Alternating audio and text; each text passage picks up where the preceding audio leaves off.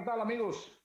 Gracias por continuar en sintonía con Original TV. Hoy contamos con la presencia de un gran abogado de los tribunales de la República Dominicana. Ustedes conocen al doctor Julio César de la Rosa, ya un hombre que ha hecho carrera en los tribunales, fue presidente de la Alianza Dominicana contra la Corrupción, ADOCO, catedrático universitario. Vamos a hablar con el licenciado de varios tópicos, sobre todo del tema que está en los tribunales ahora mismo, que es el tema de la corrupción. Buenas tardes, licenciado. Buenas tardes, hermano Darío. Complacido de poder compartir Bueno, contigo todas estas impresiones del momento. el placer es mío, de verdad que sí, porque sé que los amigos como usted, cuando uno los llama para este tipo de asignación de trabajo, a veces sé que tienen muchas ocupaciones ahora que todo lo tienen que hacer por la vía virtual. Pero aquí estamos. Así es, siempre, siempre grato. Licenciado, hay una especie de torbellino judicial con todos estos expedientes que están llegando a la Procuraduría Anticorrupción PEPCA, el PEPCA, Procuraduría General de la República, y sobre todo cuando anuncian que volverán más, que llegan más, siguen investigando, ya hay 11 personas que fueron sometidas a la justicia, ahí viene otro expediente, y viene otro, y viene otro, y viene otro. ¿Cómo usted cree que se ha ido manejando el Ministerio Público con todo este manejo judicial de actos de corrupción que a todas luces se veía venir? Porque parece que alguna gente no veía lo que estaba ocurriendo. Bueno, mira, a diferencia de lo que es la generalidad, todo el mundo que venía demandando pues el fin de la impunidad y sobre todo que se le pusiera coto a la corrupción reinante en la República Dominicana, en mi caso particular, yo tengo siempre mis reservas, porque creo que el tema de la lucha contra la corrupción no es un tema de coyuntura, no es un tema ocasional, debe ser un tema constante. De ser constante el tema de la lucha contra la corrupción y que las instituciones ejerzan su función, pues no tendríamos el impacto de ver cómo ante la producción de un cambio de gobierno se esté dando inicio a un proceso de persecución de la corrupción. Si las instituciones funcionaran, pues no habría necesidad de tener que esperar un cambio de gobierno. Y por ello, yo me inscribo entre el reducido grupo que no ve esto como una panacea de la lucha contra la corrupción. Por el contrario, me apena que se tenga que esperar que se produzca un cambio de gobierno para entonces dar respuesta a una lucha que nosotros venimos desarrollando desde hace años y que sin duda procuramos que cada vez más se pueda institucionalizar el país, que las instituciones llamadas a prevenir la corrupción y a perseguir la corrupción funcionen, pero ante nada, pues esto es mucho y tenemos que valorarlo, o sea, el que se estén encausando a personas que era un secreto a voces, que venían siendo parte de un conglomerado, de un tinglado de personas que se beneficiaron de los recursos del Estado a través de diferentes prácticas que se denunciaban, pero que no tenían la efectividad como la pueden tener ahora que sí hay un cambio de administración. Y por eso nosotros pues tenemos que respaldar todo esfuerzo que se haga, aunque tardío, pero que se haga. Y evidentemente que es lo que piensa la mayoría y por ello ha tenido este respaldo, naturalmente.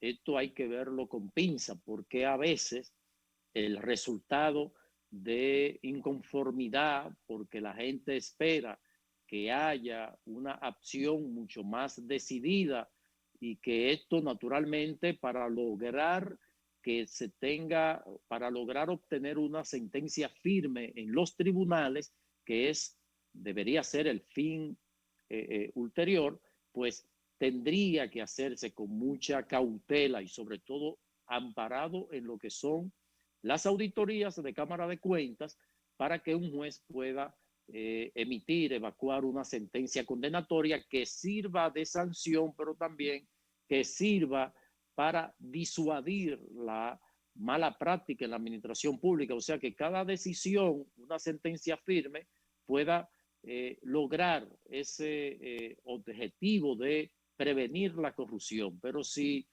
le damos al pueblo respuesta de persecución de personas apresadas con medidas de coerción que el pueblo interpreta como una pena ya firme, pero que cuando llegue el momento de revisión de la medida de coerción y si reúnen las condiciones como para esperar el juicio en libertad y que esto comience a diluirse, a conocerse, a reenviarse, entonces ahí viene la desilusión y por eso la población percibe que no hay lucha efectiva contra la corrupción y es lo que se toma como referencia al momento de evaluar si en la República Dominicana se está sancionando la corrupción porque no se tienen sentencias firmes que se puedan exhibir, que se puedan mostrar como logro.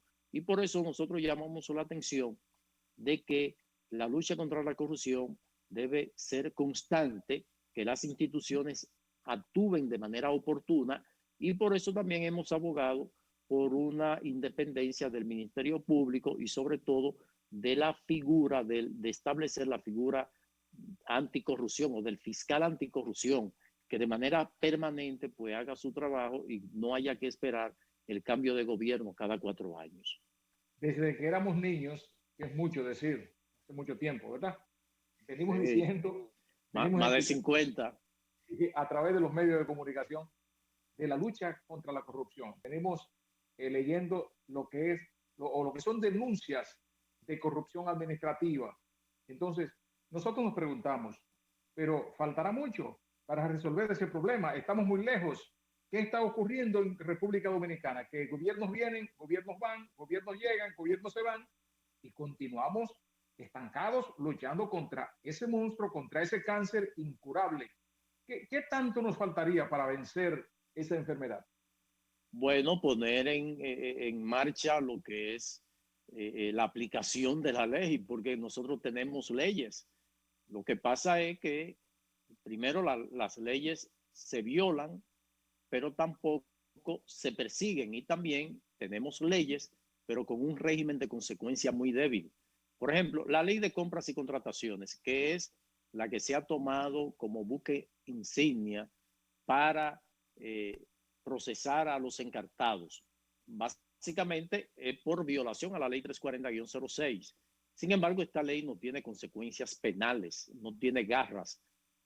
Se puede derivar una mala práctica o una violación de la ley en un ilícito penal, como en efecto se ha producido, de que se pueda constituirse una colisión de funcionarios, se pueda establecer favoritismo, abuso de poder, abuso de confianza, estafa, falsificación de firma de documentos públicos, en fin, todas esas figuras del derecho penal pueden ser consecuencia de una derivación de la violación de la ley 340-06 que no tiene sanciones más allá de una sanción de tipo administrativo. Entonces, si se tuviera una herramienta efectiva de que una ley de compras se pueda advertir de entrada que se estaría violando, pero que esa ley de una vez establezca cuál sería la sanción a imponer al funcionario público que la viola, pues evidentemente se estaría contribuyendo al fortalecimiento institucional y al respeto a la ley y se estuviera previniendo la comisión de actos de corrupción, pero no tenemos eso. Tenemos una Dirección General de Compras y Contrataciones que ahora hemos descubierto que no ejerció su labor como órgano rector de detener procesos, pero también hay que darle el beneficio de la duda, como la Dirección General de Compras y Contrataciones detiene un proceso si no tiene a la policía para hacerlo, o sea, no tiene un mecanismo coercitivo para obligarlo. Ahora, tiene que existir la voluntad del presidente de la República que cuando la directora o el director de compras y contrataciones le diga que en tal institución se está violando la ley, se le ha llamado la atención y ha hecho caso omiso, entonces el presidente proceda a suspender o cancelar a este funcionario. ¿Por qué? El tema del avisoe era algo conocido. Sí, voz populi. Yo digo que a Pagán le pudiera beneficiar que la cosa se detenga en el caso, por lo cual le impusieron medida de coerción. Pero nosotros venimos desde el año 2015 solicitando informaciones a la OISOE y obteniendo informaciones y demostrando y denunciando ante el mismo órgano rector de compras y contrataciones, pero también de manera pública, de que allí el contrato, para citar un caso que ha ocurrido en todos los contratos de modernización, reparación, reconstrucción de los hospitales, como se dio en varios pueblos, pues nosotros hemos venido llamando la atención de que la ley de compra establece que no podrá sobrepasarse o hacerse una adenda en un contrato más allá del 25% del costo original. Y nosotros demostramos que habían contratos que han superado el 500% del costo original. Para citar el caso de la ciudad sanitaria. Hay una sobrevaluación, vamos a decir. Total, hay un sobrecosto que viola la ley, porque la ley dice hasta cuándo puede haber un sobrecosto. ¿Por qué el legislador dejó ese 25%? Porque en medio de un proceso de construcción puede aparecer un sobrecosto, pero que no llegue al 25%, que no supere el 25%. En el movimiento de tierra salió una roca y hay que buscar un equipo que pueda destruir esa roca, pues se entiende. O que hubo una situación en medio de la construcción, o hubo un disparo de los precios del cemento, de la varilla.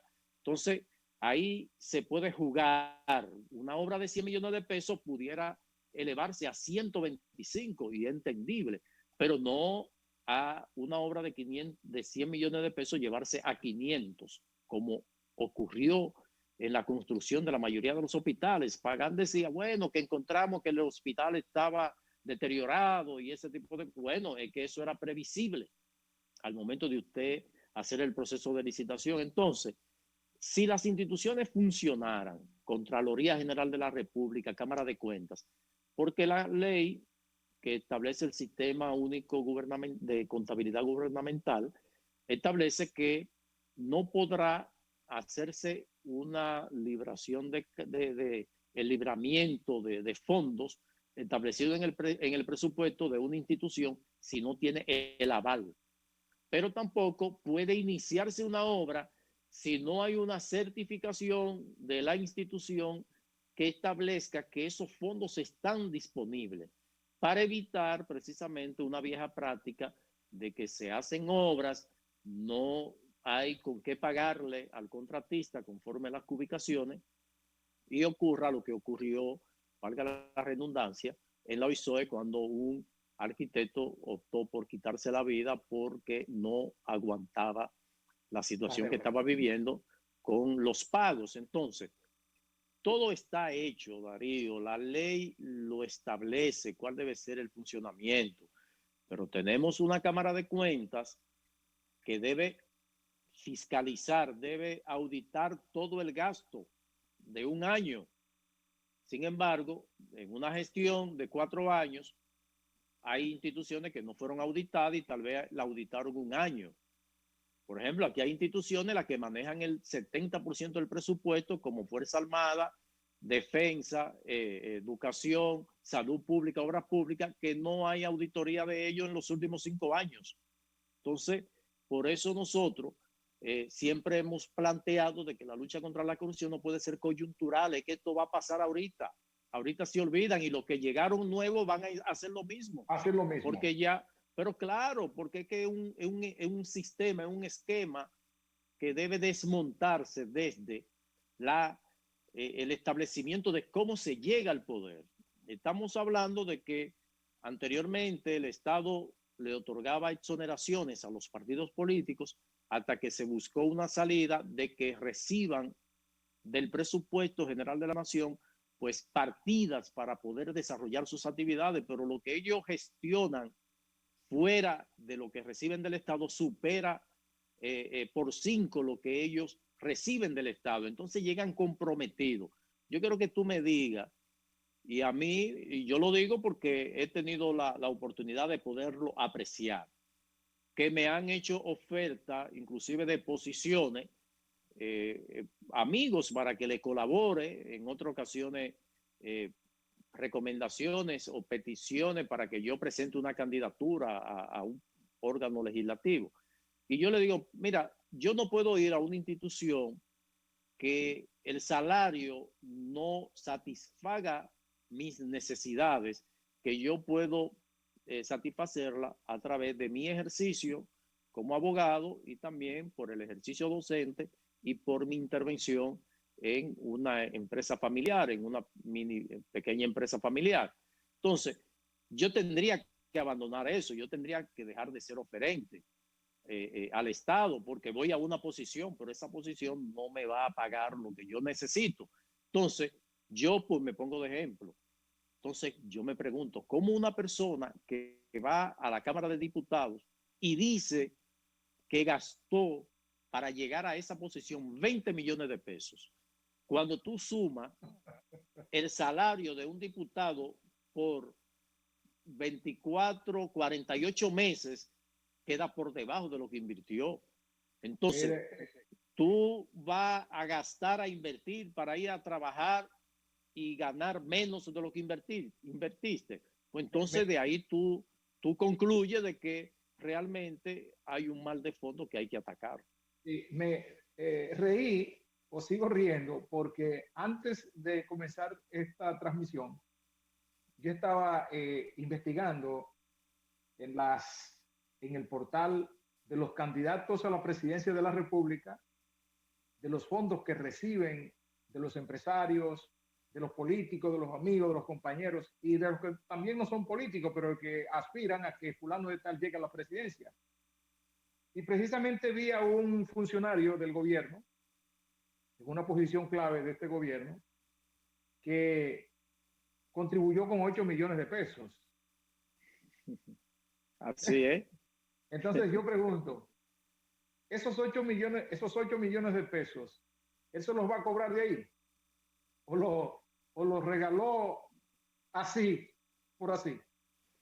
Mira, son de las cosas que uno se pregunta, inclusive ve la falta de sinceridad y de honestidad de quienes nos representan políticamente, porque yo me pregunto, ¿por qué yo tengo que aportarle? Yo puedo aportarle con mi trabajo a un candidato que creo que podría producir los cambios que requiere el país para Correcto. Echarlo adelante, pero de ahí a yo sacrificar mis recursos, que me lo he ganado, se supone que trabajando, que he hecho un sacrificio. Ahora mismo nosotros estamos trabajando.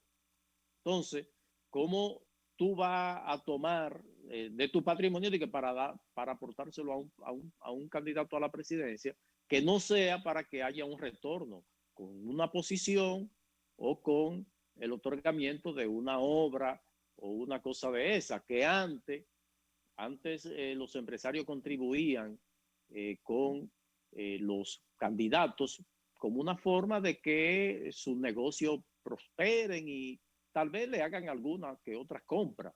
Esto lo podemos ver ahora, podemos verlo ahora que los bonos del año pasado pertenecían a comercio de una empresa, de una familia, pero lo de ahora pertenecen a otra. Entonces de ahí tú puedes visualizar de que lo que hubo es un cambio de manos.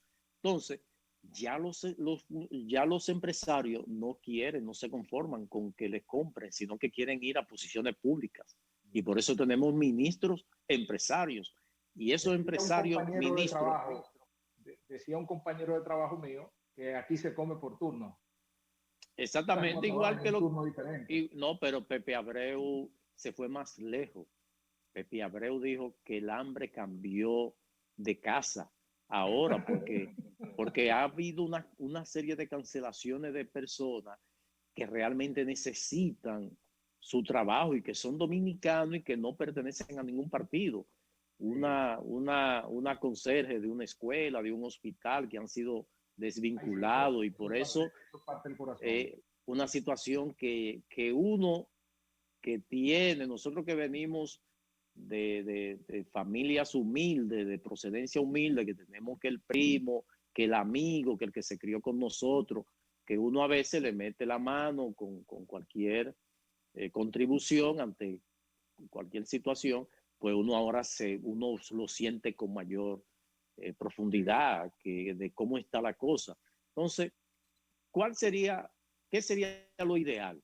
Bueno, vamos a trabajar para que quien llegue a la administración pública pues logre resolver una serie de problemas que forman parte de una deuda acumulada en educación, en salud. Bueno, a ti mismo, el día pasado hice yo una gestión de una persona que necesitaba de una atención médica y así a cada rato se encuentra uno de personas que se ven limitados en poder apelar, acudir a un centro médico, entonces para una atención especializada, evidentemente. Entonces, Darío, yo creo que hasta que no se produzca realmente una sincerización de que los discursos no, o que las promesas no se queden en los simples discursos, sino que hayan cambio. Y mi temor es que se trate de dar respuesta en esta ocasión a lo que ha sido una demanda de la población en el tema de la impunidad y de la corrupción. Porque si no se hace como recomienda la norma, pues pudiéramos tener desilusión y eso es peor. Entonces podríamos pasar por procesos nada deseables que han ocurrido en Bolivia, en Venezuela, en Perú, como vemos, Argentina, que en una semana, en un mes, hay 2 o 3 presidentes. Entonces, cuando nosotros nos involucramos en el tema de la lucha contra la corrupción y procurar el fortalecimiento institucional del país, lo hacemos consciente de que debe darse respuesta, pero respuestas efectivas y continuas, no de manera oportuna. 11 personas están encartadas en el expediente, en el primer expediente que ya está manejando, que manejó el Ministerio Público y que sometió por ante el juez Alejandro Vargas, el juez de atención permanente. Pero hay otros expedientes que vienen por ahí que ya se están anunciando. Y hay mucha gente que está temerosa, hay mucha gente que tiene miedo de lo que pueda ocurrir, de lo que viene por ahí, porque lo que dicen parece que es real. Este manejo de estos primeros exfuncionarios y personas que no eran funcionarios, como es el caso de un hermano del presidente de la República, y los otros que fueron funcionarios, ¿no? ¿Cómo ha sido manejado? ¿Usted cree que realmente en un juicio de fondo habrá culpabilidad? ¿Los jueces encontrarán que han tenido responsabilidad penal en ese caso y pueden purgar una pena, como dicen los códigos?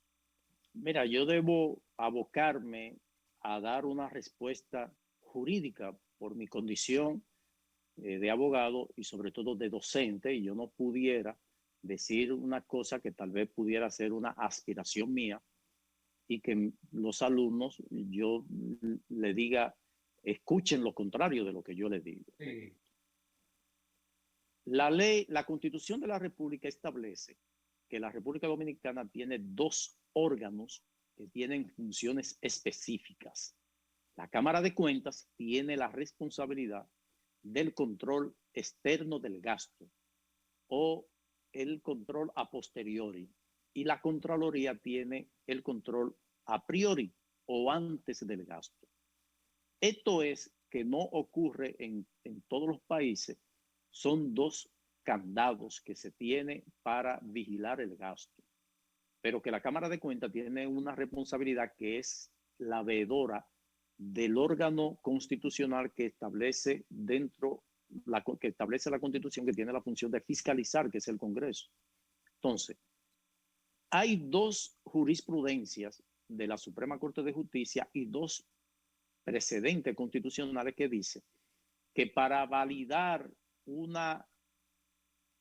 mal manejo de fondos públicos debe estar precedido por una auditoría de la Cámara de Cuentas, no de la Contraloría General de la República, como le hicieron anunciar al presidente de la República que iban a poner a la Contraloría a auditar instituciones. Eso es un error, eso no se corresponde con lo que establece la ley, porque la Contraloría no audita a posteriori, sino que evita que una asignación de fondo estipulada a una institución no se corresponda con el objeto para lo cual fueron especializados. Si a la Fuerza Armada le pusieron 100 millones para comprar botas, no pueden coger esos 100 millones para comprar chamacos. Entonces, por eso hay rubros. Entonces, ahí es que hace la Contraloría, dice, no, negada la compra de chamaco, esos 100 millones es para botas. Para las botas. Entonces, sí, porque para esos son botas. fondos que son focalizados para claro. un rubro específico. Que por eso la malversación no es que el funcionario se lo robó, sino que lo utilizó en otra, con otro objeto. Entonces, si la Fuerza Armada hace caso omiso a lo que dice la Contraloría va a detener el pago. Pero si se la ingeniaron y pagaron con otros fondos que ellos tal vez tenían disponibles, pues entonces la Cámara de Cuentas, cuando audite, va a encontrar esa violación. Entonces, es la Cámara de Cuentas que está en capacidad de decir, hubo irregularidades por tal y tal y tales razones y debe llevarle al Ministerio Público los resultados de esta auditoría para que el Ministerio Público proceda. ¿Qué va a hacer el juez? El juez pudiera auxiliarse de un perito para que le interprete, por ejemplo, un caso de aeronáutica, un caso de autoridad portuaria, un caso de obra pública. El juez no tiene por qué saber que es una losa, que es una pila, que es la construcción, que el asfalto. Entonces busca un perito para que se lo interprete. Pero ya ese legajo que está contenido en una auditoría de la Cámara de Cuentas, incontrovertible, y ya el juez podrá fijar una sanción. ¿Qué va a ocurrir? Que primero, y fue un planteamiento que yo había hecho, porque tenía la intención de presentarme a la Cámara de Cuentas, aspirar a la Cámara de Cuentas, pero no se dieron algunas de las medidas que yo planteaba, y era que debía incluirse en el presupuesto una partida extra para contratar 50 o 60 firmas internacionales para auditar las instituciones que tienen el gasto del 90% del presupuesto, para de esta forma entonces poder realizar realmente las auditorías que estábamos, que pudieran ser validadas ante un tribunal. Pero de ahí a hacer pues sometimiento sin tener los elementos que pudieran ser debatidos en un juicio de fondo, pues pudiera tener algunas respuesta no deseada ni por las autoridades y mucho menos por la población. Por eso yo entiendo que las cosas deben hacerse con el debido comedimiento y sobre todo sin responder a lo que es una sed de justicia que tiene el pueblo dominicano, sino que se debe esperar y que el tiempo debe aprovecharse al máximo, pero no con la prontitud que a veces demandan las circunstancias y la coyuntura, como es el caso. Bueno, gracias, licenciado Julio César de la Rosa. Muchas explicaciones muy importantes. Yo creo que estoy de acuerdo con todos esos planteamientos. Si no tiene un expediente bien fundamentado, en el juicio de fondo no va a ir aparte, no va a ir a nada. Tú que cubriste la justicia mucho tiempo, cuando hacía la de tantos años ahí, veía cuando los de cómo, claro, se caían. Claro, sí. Claro, sobre todo en el 86. Sí, sobre todo. Julio César, muchísimas gracias. De verdad que te ha sido una importante entrevista. Vamos a conectar más adelante, más luego, para que hablemos ya vamos a esperar que esos expedientes lleguen a su destino y que vayan tomando sus calidades. Posicionamiento. Correcto, para entonces más luego en otros programas nosotros seguir comentando de esa situación jurídica que está afectando a mucha gente y que mucha gente no sabe que los va a afectar también. Muchísimas gracias. Siempre a la orden. Y a ustedes, amigos televidentes, el próximo domingo, nuevamente Original TV con Darío Medrano estará en sus hogares. Muchas gracias y feliz resto de lo que queda del domingo. Gracias.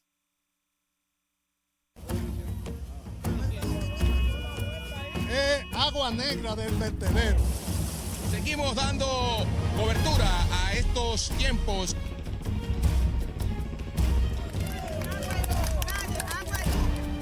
La plazoleta La Trinitaria se cae a pedazos.